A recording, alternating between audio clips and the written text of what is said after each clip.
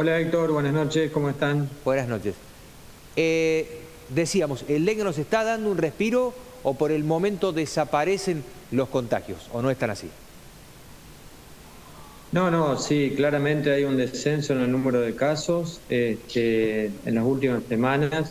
Si bien ha habido casos nuevos, son muy esporádicos y la situación epidemiológica ha variado radicalmente en relación a las semanas previas. Ujú. Bien, esto es una buena noticia. El tema del dengue, y vos que sos un especialista, infectólogo, de todas maneras, ustedes bien decías vos, un brote de semejante magnitud no habían tenido nunca, por lo tanto están trabajando en lo empírico, en lo que está ocurriendo.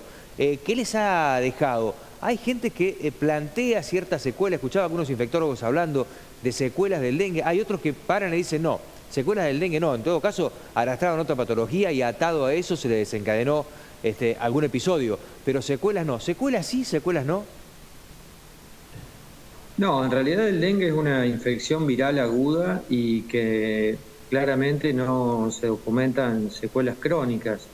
En medicina siempre hay lugar para la aparición de alguna situación poco frecuente o una situación anecdótica o aislada. En líneas generales, una vez superado el cuadro del dengue, de a poco empieza la fase de recuperación y la mayoría, casi el 100% de las personas, alcanzan el estatus, digamos, que tenían previo a la enfermedad. Obviamente que al ser una enfermedad que es muy sintomática y que puede provocar algunos desequilibrios a nivel de la hidratación y demás, bueno, sí puede ponerse en manifiesto alguna enfermedad que está subclínica, porque es un momento donde el paciente es sometido a veces a estudios clínicos más rigurosos, más profundos, y bueno, se puede documentar alguna alteración. Muchas de las enfermedades crónicas son subclínicas, desde la hipertensión arterial, algún grado de insuficiencia cardíaca, alguna insuficiencia renal, pero claramente el dengue eh, no es una enfermedad que deje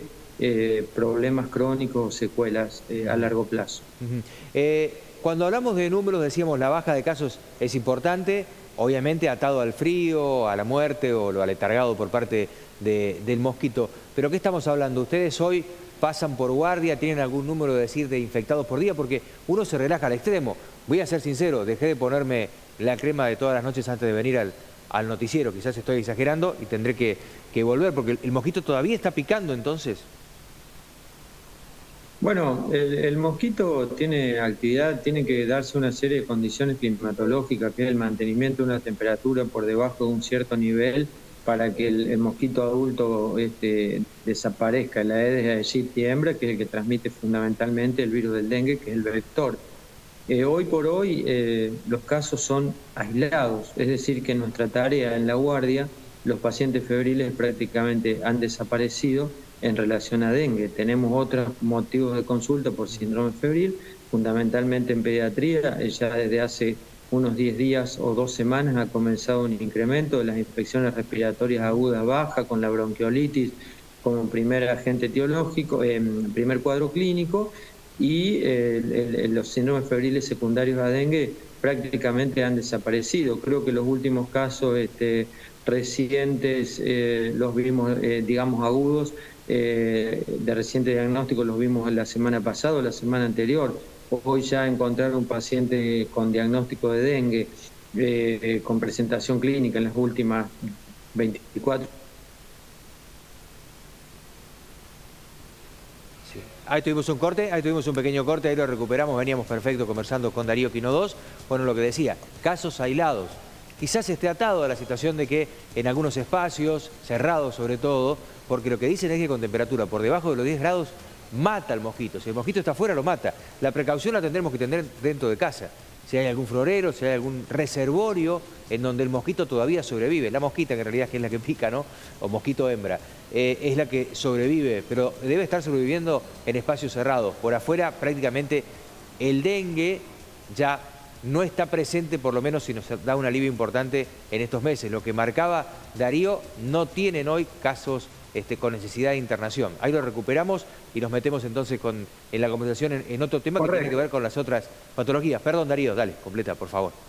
No, correcto, que no tenemos casos hoy ni con necesidad de internación ni en la consulta externa prácticamente desapareció el dengue. Bien, prácticamente desapareció el dengue. Vos sabés que estamos en la búsqueda de títulos que nos pongan mejor, buenos títulos. Este es uno, dentro de los pocos que hay, por lo menos se da en materia de algo que lo hemos sufrido tanto como ha sido el dengue. Después de la pandemia, la llegada del dengue, la verdad, que termina atemorizando a muchos. Pero bueno, ahora entramos en un terreno que todos conocemos, que tiene que ver con el invierno, que va a llegar, y con patologías que ya se están presentando. Hablando de la gripe, también el COVID que sigue presente. ¿Cómo se está manifestando en ustedes en el hospital? Bueno, antes de volcarme a esta última pregunta, quiero decir que prácticamente ha desaparecido el dengue de manera transitoria. Sí, sí. Seguramente vamos a tener en alguna de las temporadas siguientes un nuevo brote, que puede ser esta temporada siguiente o no. Si no hay una previsión epidemiológica que nos asegure que lo vamos a tener, y ustedes saben que también se va a empezar a vacunar a la población objetivo, según lo anunciado por el Ministerio de Salud de la provincia de Córdoba.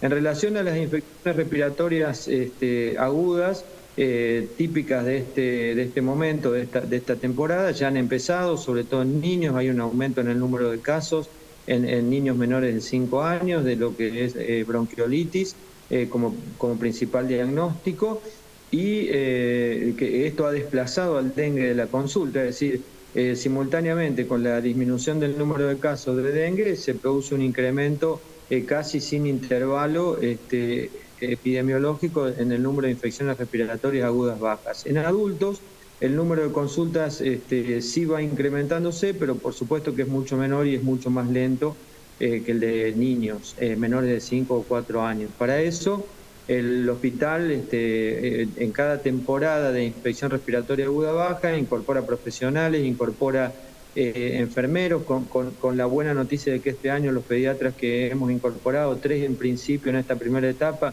no van a ser por el periodo de infección respiratoria aguda baja o IRAB, sino que van a ser ya permanentes en el hospital. Además se incorporan enfermerías y también siempre se adecúan y se aumenta o se incorporan insumos como por ejemplo equipos de oxígeno de alto flujo, monitores, oxímetros, para poder atravesar esta situación epidemiológica que generalmente se extiende desde esta fecha, es decir, los primeros días de mayo, eventualmente hasta los últimos días de julio o a veces agosto. Generalmente la semana epidemiológica del pico de IRAB ocurre, a veces se atrasa un poquito y ocurre durante el mes de julio, puede ser también durante el mes de junio. Así que los meses críticos son a partir de ahora y hasta fin de julio. Me estaban diciendo que se está viviendo una particularidad en pediatría, vos me corregirás porque aparte sos un conocedor de lo privado y lo público, también como director durante mucho tiempo en La Cañada, en donde se está dando la particularidad de que la gente a la hora de elegir, como elección, está yendo al hospital, quizás sabiendo de la situación que se vive en el sector privado, en donde la mayoría de las clínicas, los pediatras trabajan en lo que se denomina guardias pasivas. Están en la casa y hay que llamarlos. En cambio, si vas al hospital, el pediatra está con guardia activa, está ahí. Entonces, por lo tanto, la gente a la hora de decir, tengo una urgencia, aunque tenga mutual, aunque tenga prepaga, va al hospital. ¿Es así? Sí, es así. En líneas generales, el hospital tiene un servicio de guardia activa de pediatría. Son 2 pediatras por guardia en la guardia externa, más los pediatras de guardia en la unidad de terapias intensivas pediátricos. En este momento estamos tratando de conformar equipos de 3 pediatras de guardia externa. Para eso se incorporan estas 3 nuevas profesionales que te decía recién, nuevas profesionales dentro del staff del hospital. Y también en el subsector privado también se ha dado un fortalecimiento de los servicios de pediatría en algunas de las instituciones. Ajá. De tal manera que hoy la situación de las guardias pediátricas está un poco mejor que en años previos. En años previos la atención en el subsector privado era como muy discontinua en virtud de la disponibilidad de recursos humanos en pediatría y fundamentalmente en pediatría más que en neonatología. Hoy por hoy ya hay algunas de las instituciones privadas que tienen equipos de pediatría con guardia activa prácticamente los 7 días de la semana, y eso refuerza porque en definitiva para poder contener la demanda pediátrica es necesario la articulación y el ensamblaje del subsector privado con el sector público y a su vez también del sector público de segundo y tercer nivel, como es el hospital, con la atención primaria de la salud que está en la órbita del municipio. Es decir que la mejor manera de trabajar es articulado entre primer nivel, segundo nivel y a su vez entre el sector público con el subsector privado. Hoy, si vos me preguntás, yo veo más fortalecida la atención pediátrica de guardia que años atrás, donde verdaderamente a veces una mamá o un papá con un niño era una odisea poder encontrar un pediatra que pueda revisar o pueda evaluar un paciente. Bueno, hoy se están dando, Darío, buenas noticias. La verdad que varios de los cámaras tienen hijos muy chiquitos y bueno, por ahí saber de que uno puede tener una atención directa es más que bueno. Ahora, la realidad en UTI para pediátrica, ¿cuál es? ¿Ustedes cuál es la atención? ¿Unidad de terapia intensiva? ¿Hasta qué punto pueden contenerlo sin necesidad de una derivación a Córdoba a los chicos? Y en lo privado, ¿cuál es el sistema también? Entiendo que por lo menos una o dos clínicas tienen UTI, ¿no? Pediátricas. Hay dos instituciones de nuestro medio privadas que tienen unidades de neonatología, no de terapia intensiva pediátrica. Neonatología y de alta complejidad. Sí. No las voy a mencionar, digamos, para no sesgar un poco el análisis, pero inclusive unidades de neonatología que son capaces de atender a prematuros extremos. Es decir, que no es poco. Por eso también insisto, cuando yo digo que ha mejorado no significa que estamos en una situación ideal. Quiero decir que estamos mucho mejor que lo que estábamos antes. Entonces, una manera positiva de ver las cosas. Por supuesto que falta por mejorar, pero hoy el sistema de atención pediátrica en nuestra ciudad está fortalecido. Unidad de terapia intensiva pediátrica como tal es la del Hospital Pasteur, que tiene la capacidad de internar pacientes críticos, pediátricos, con todo lo que requiere un paciente crítico, la necesidad de ventilación mecánica, monitoreo hemodinámico, y por supuesto que algunas veces, al igual que en neonatología del hospital, hoy con el programa de fortalecimiento hospitalario existe la posibilidad de, frente a la necesidad de contar con algún especialista pediátrico que no está incorporado en el staff del hospital, ejemplo, un neurólogo infantil, porque en realidad no hay neurólogos infantiles en la provincia de Córdoba o en Argentina, que eran muy pocos. Se los llama a la consulta, participa de la atención del paciente y se le pagan los honorarios como si fuera una interconsulta en el subsector privado. Es decir que la atención es mucho más dinámica y la terapia intensiva del hospital, la pediátrica del Hospital Pasteur, juega un rol fundamental porque es la única terapia intensiva pediátrica en el sudeste de la provincia de Córdoba. Bien, históricamente en el hospital, ahora en realidad te hablo como titular, en realidad subdirector del Hospital Villamariense, algo que ha sido, puede decirse un talón de Aquiles, ha sido aquellas personas que sufren quemaduras importantes y que sí o sí la derivación tiene que ser a Córdoba. En algún momento, cuando llegó el nuevo hospital, se hablaba de que esa atención no iba a terminar en lo primario y que iban a poder contenerlo en el transcurso de la recuperación, que suele ser larga cuando las quemaduras son de grado importante. ¿Está en carpeta esto? Bueno, en realidad las quemaduras son una enfermedad muy especial que tiene como muchas aristas y se necesita un equipo multidisciplinario para la atención del paciente quemado, pero depende mucho de la característica de la quemadura y de la clasificación de la misma.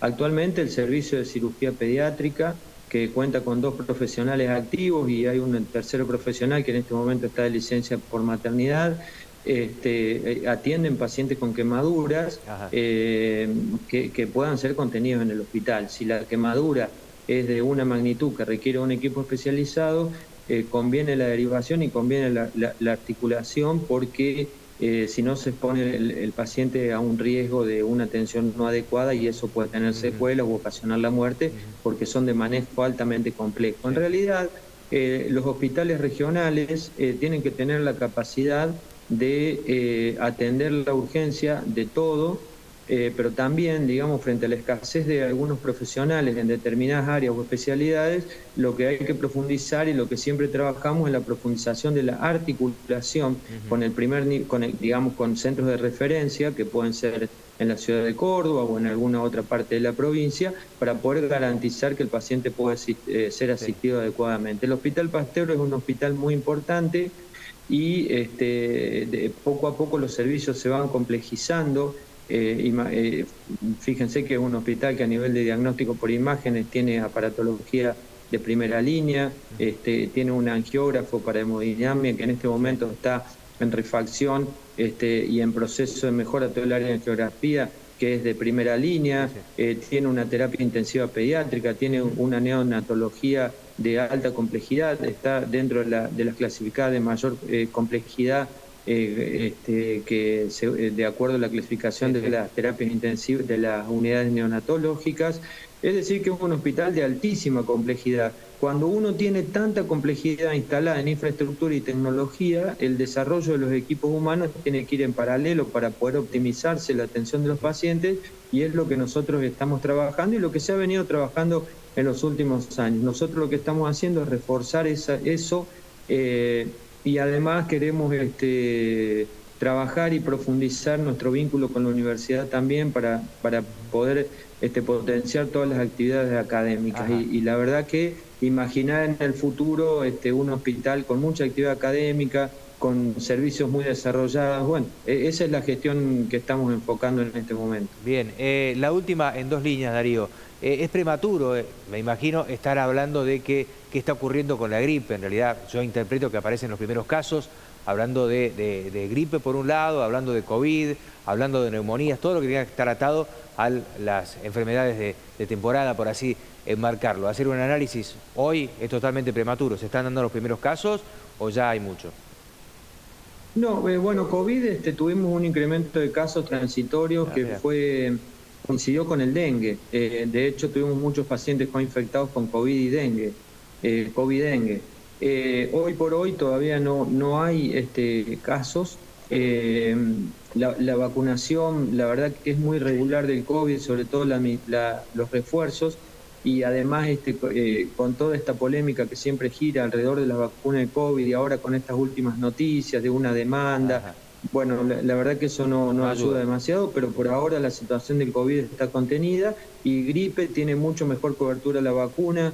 Los porcentajes de vacunación en las poblaciones objetivos de mujeres embarazadas, mayores, con comorbilidades, personal de salud, la verdad que año a año se van alcanzando, y eso protege un poco masivamente a la población sobre la circulación del virus de la gripe. Así que por ahora eso está de alguna manera tranquilo. Bien. Doctor, gracias por su tiempo.